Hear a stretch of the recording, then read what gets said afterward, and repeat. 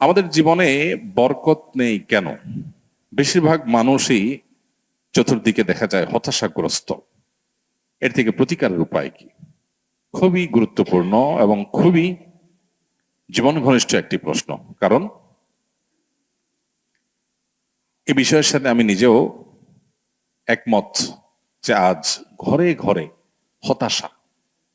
যার সাথে কথা বলবেন মানুষের মনে অনেক দুঃখ, অনেক ক্ষোভ, অনেক হতাশা, অনেক অপ্রাপ্তি, অনেক তার দুঃখগাথা এগুলো বলবে। কি নারী, কি পুরুষ, কি শহরের, কি গ্রামের, কি দেশি, কি বিদেশি, সব মানুষে দেখবেন নানা মানসিক যন্ত্রণায় আছে, মনোবেদনায় আছে, অনেক কষ্টের মধ্যে আছে, অনেক দুঃখের মধ্যে আছে। তো এই পরিস্থিতির কারণটা কি এবং এটা থেকে উত্তরণের উপায়টা কি? এর উত্তরে প্রথমে বলতে চাই যে এটি মূলত আমাদের বস্তুবাদের প্রভাবে যে মানসিকতাটা তৈরি হয়েছে, আমাদের যে মেন্টালিটি তৈরি হয়েছে এই বস্তুবাদের প্রভাবে, ভোগবাদী এই পৃথিবীর, এই সভ্যতা, এই সমাজের প্রভাবে, সে মানসিকতাই হলো এর জন্য প্রধানতর দায়ী, আসামি।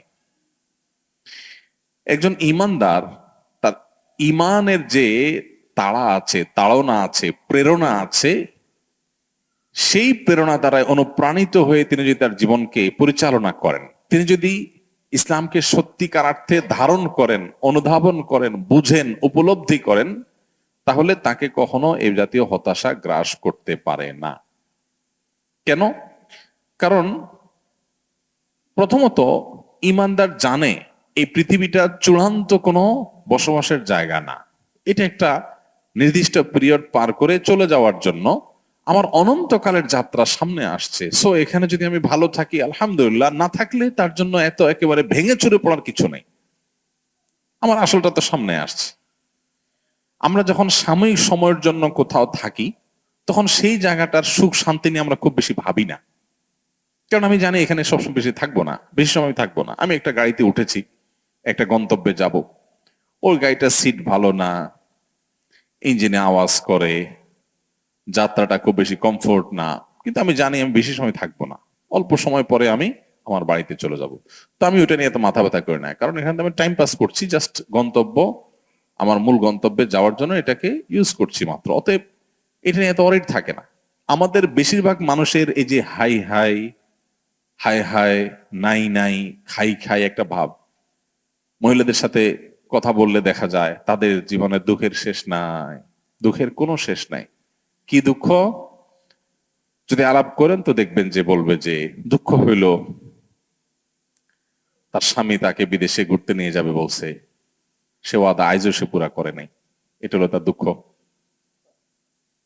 হ্যাঁ, দুঃখ যদি শুনেন তো শুনবেন যে স্বামীটা শুধু শাশুড়ির কথা শুনে, দেবর ছাড়া কিচ্ছু বুঝে না, ননদ গুলার জন্য সব দিয়ে দিতে চায়, ছেলে মেয়ের জন্য একটা ফ্ল্যাট প্লট বুকিং দিবে, সেটা করে না। এটা হলো দুঃখ। পুরুষদের সাথে যদি বসেন, দুঃখের কথা জিজ্ঞেস করেন, তো বলবে যে হুজুর বড় কষ্টে আস, বড় কষ্টে আস, দুঃখের শেষ নাই। কি হয়েছে? ব্যবসা বাণিজ্য ভালো না, একটা বড় একটা ধরা খাই, যেখানে হাত দিয়ে সব শেষ হয়ে যায়। ওই লোকেরই বাসায় যায় দেখেন 5 পদ দিয়া ভাত তরকারি রাইন্দা খাইতেছে, বুড়ি বুঝ করতেছে। আপনারা দাওয়াত দিয়ে দেখবেন 7 পদ খাওয়াইতেছে, কিন্তু ওনার অনেক দুঃখ। কিসের দুঃখ? ওনার টাকা নাই।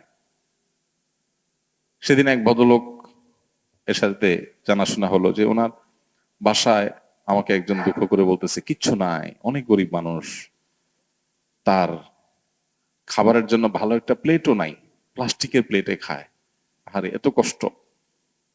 এর কিছুক্ষণ পরে উনি আসলেন, দেখলাম যে এমন এক বাইক নিয়ে আসছে, ওই বাইক দেখে বোঝা যাচ্ছে এটা অনেক দামি বাইক, এটা ইউ ইউ টাইপের বাইক বাইক কিন্তু তার বাসা ভাত ভাত খাওয়ার প্লেট নাই।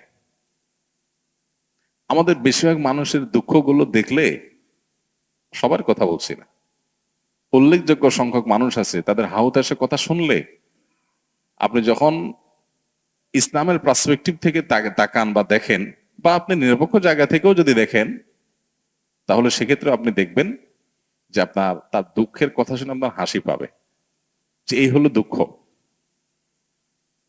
বহু মানুষ আছে চিঠি লেখে, মেসেজ দেয়, মেইল করে, ভাই আমি আর বাঁচবো না ভাই, বাঁচার কোনো উপায় নেই ভাই, মরার আগে একটু কথা বলে যেতে চাই। ঠিক আছে, আসেন কথা বলি। কথাবার্তা বলার পর আমি দেখি সে আমার চাইতে অনেক ভালো আছে। তাহলে আপনি আমার কাছে সান্ত্বনা নিতে আসছেন, আমারও সান্ত্বনা কে দিবে তাহলে বলেন? এই দিক থেকে আপনি তো আমার চাইতে ভালো আছেন, মাশাআল্লাহ। ইমানদার তার এই যে হায় হায়, গেল গেল, নাই নাই, খাই খাই, এই যে ভাব, এই ভাবটা দূর করতে হবে, মানসিকতার পরিবর্তন করতে হবে। ভাই দুনিয়াটা জান্নাত না। এখানে যদি সব মন মতো হয়ে যায় তাহলে জান্নাত কি? এখানে তো আপনি শ্বশুর বাড়িতে গেছেন, আশা করছেন একটা জিনিস, হয় নাই। আশা করছেন যে শ্বশুরবাড়িতে যাবেন, খুব কদর টদর পাবেন, যাই দেখলেন না, তারা ড্যাম কেয়া শালাশালি, তারা মোবাইল টিপি করতেছে, অন্য জায়গায় বলতেছে, মেহমান হিসেবে আপনাকে যে আতিথেয় করা দরকার করতেছে না। আপনার চান্দি গরম হয়ে যাচ্ছে, মেজাজ গরম হয়ে যাচ্ছে, কারণ আপনি এক্সপেকটেশন ছিল অনেক, হয় নাই। যখনই গরম হয়ে যাবে তখন চিন্তা করবেন আমি অহেতুক এক্সপেকটেশন করেছি, দুনিয়ার সব চাহিদা পূরণ হবে না। আশা করছিলাম বিয়ের পরে খুব শান্তিতে থাকবো, এখন বউটা দেখে বেলাইন। মহিলা আশা করছে যে বিয়ের পরে বোধহয় লাল নীল নাটক সিনেমায় দেখছে, স্বামী ঘুরে নিয়ে বেড়ায়, হানিমুন করে, এই করে সেই করে, এখন দেখা যায় যে স্বামী ঘরেই আসে না ঠিক মতো, কি হানিমুন। তো এইরকম পরিস্থিতি একজন ইমানদার চিন্তা করবে আল্লাহ তাআলা আমাকে আরো বহু দিক থেকে সুখী রেখেছেন, আমি আল্লাহর কাছে পরিতৃপ্তি এটা প্রকাশ করব আমার অন্যান্য সুখ দেখে। আপনার স্ত্রী, তিনি হয়তো রান্না বাড়া ভালো পারেন না, আপনার মনে দুঃখ, কিন্তু তার চরিত্রটা ভালো। আরেকজনের বউ রান্নাটা মাশাআল্লাহ একের, কিন্তু চরিত্রটা 2 নম্বর। আপনার বউয়ের চরিত্রটাও ভালো, রান্নাটাও ভালো, হয়তো চেহারা ছবি ভালো না।